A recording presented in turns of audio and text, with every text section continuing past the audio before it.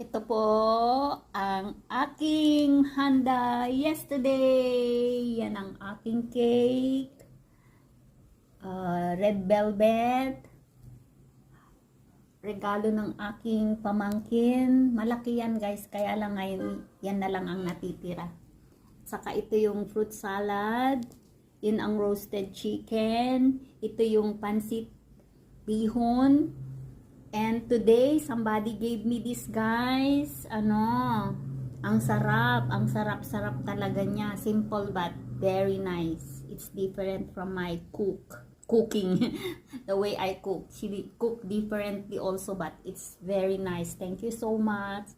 Ayun lang ang handa ko kahapon, guys. Thank you, God. Thank you for the blessing. Ayan.